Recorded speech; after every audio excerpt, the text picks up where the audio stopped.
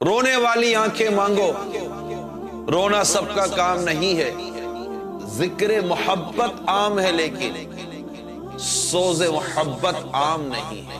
حضرت سیدنا صالح موری رحمت اللہ تعالیٰ علیہ فرماتے ہیں گناہ دلوں کو زنگ آلود کر دیتے ہیں، اور وہ زنگ روئے بغیر زائل نہیں ہوتا۔ یہ ایسے آنسو ہیں جو نکلتے باہر ہیں دھوتے اندر ہیں۔ گناہوں کا ازالہ آنسوؤں سے کچھ تو ہو جاتا، مجھے رونا بھی تو آتا نہیں ہائے ندامت سے۔ قرآن مجید کی جب ہم تلاوت کرتے ہیں تو تلاوت قرآن مجید کے دوران دیکھیں کہ کہیں رحمت کی آیت آتی ہے تو کیفیت رحمت والی بنے گی، مگر ایک جہنم کیا ذکر آئے گا تو بندے کو رونا آئے گا، تو گویا کہ اس کا کلیجہ منہ کو آ رہا ہوتا ہے۔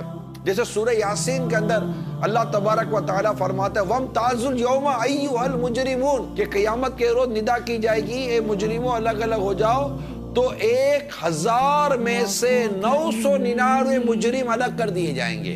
اپنی مجرم والی جو حرکتیں ہماری، ہم جو اللہ تبارک و تعالیٰ کی نافرمانیاں کرتے ہیں، ان نافرمانیوں کا بندہ یاد کرے گا نا کہ میرے سر پر اتنی نمازوں کا بوجھ، جو قضا نمازیں ہوئی ان کا بار، گانے باجوں کا بوجھ، جھوٹ و غیبت کا بوجھ، ماں باپ کی نافرمانی، تو سود تو رشوت، اب یہ گناہوں کا بوجھ لیے میں مجرم بن کر اگر قیامت کے روز اٹھایا گیا تو میرا کیا بنے گا؟ اور قرآن ہی کہتا ہے یومئذ تحدث اخبارها، زمین اگل دے گی اپنے راز، عذاب کہیں گے کہ اس نے کیا کام کیا۔ جس زمین پر میں نے گناہ کیا وہ زمین میرے خلاف گواہیاں دے گی۔ اللہ کے نافرمانی نہ کر کر چلے گئے، آپ بولو کسی نے دیکھا نہیں، ارے اللہ کے بندو زمین گواہ ہے۔ حضرت سیدنا جریر بن عبداللہ رضی اللہ تعالی عنہ سے روایت ہے نبیوں کے سرور صلی اللہ تعالی علیہ وسلم نے ہم سے فرمایا میں تمہارے سامنے سورہ تکاثر پڑھتا ہوں، الہاکم التکاثر، جو روئے گا وہ جنت میں داخل ہوگا۔ چنانچہ سرکار مدینہ صلی اللہ تعالی علیہ وسلم اسے پڑھا، ہم میں سے کچھ تو روئے اور کچھ نہ روئے۔ جو نہیں رو سکے تھے تو انہوں نے عرض کی یا رسول اللہ صلی اللہ تعالی علیہ وآلہ وسلم، ہم نے رونے کی کوشش کی مگر رو نہ سکے۔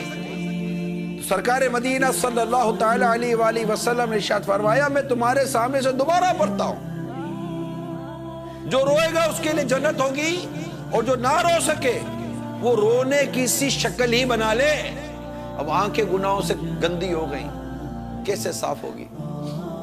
آنسو نکالے آنسو، کوشش کرے اللہ کی رضا کے، نہیں سر جھکاؤ، اللہ کے حضور دعا کرو یا اللہ مجھے رونا کیوں نہیں آتا، مجھے بھی رونا نصیب کر۔ یہ اعلیٰ حضرت کے والد ماجد کی کتاب ہے احسن الویہ لآداب دعا، لکھتے ہیں کہ دعا کے دوران کوشش کرے کہ آنسو ٹپک جائے، آنسو بہہ جائے، اگرچہ ایک ہی قطرہ ہو کہ دلیل اجابت ہے، یعنی قبولیت کی دلیل ہے۔ رونا نہ آئے تو رونے کا سا منہ بنائے کہ نیکوں کی صورت بھی نیک یعنی اچھی ہے، کہ کوشش کرے کہ دعا میں ایک آدھ قطرہ آنسو کا ٹپک جائے۔ جب ہم دعا کرتے ہیں نا ایک آدھ قطرہ، ہم تو دیکھتے ہیں یار یہ بھی رو رہا ہے، یہ بھی رو رہا ہے، وہ بھی رو رہا ہے، ارے بھائی تمہیں رونا نہیں آتا؟ نہیں آتا رونا؟ ارے اسی پر رو لو، اسی پہ رو لو کہ تمہیں رونا کیوں نہیں آتا۔